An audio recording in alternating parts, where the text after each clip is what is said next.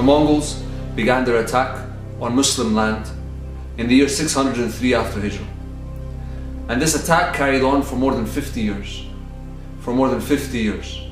Village after village, city after city.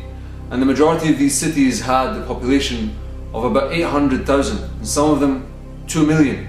And we're only talking about the cities that are currently where we would call Afghanistan. Never mind Baghdad, Iraq, never mind Damascus, never mind Egypt. And they would go from city to city to city.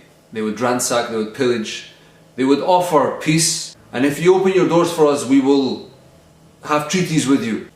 And the people would be fooled by this and they would open their doors. And once the Mongol army was into the city, they would destroy everything. Some of these cities, brothers and sisters, are no longer on the map.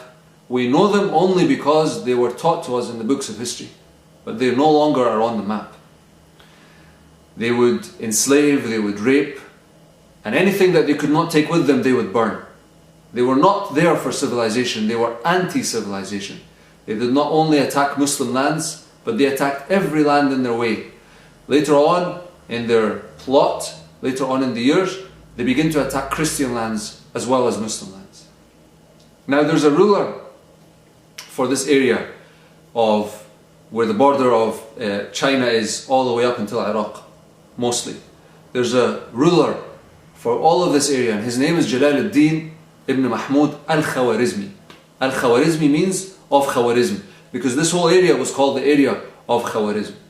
And subhanAllah, this man brings shame to anyone that knows about him. He brings shame to some of the people that we see today. He brings shame to the likes of Gaddafi.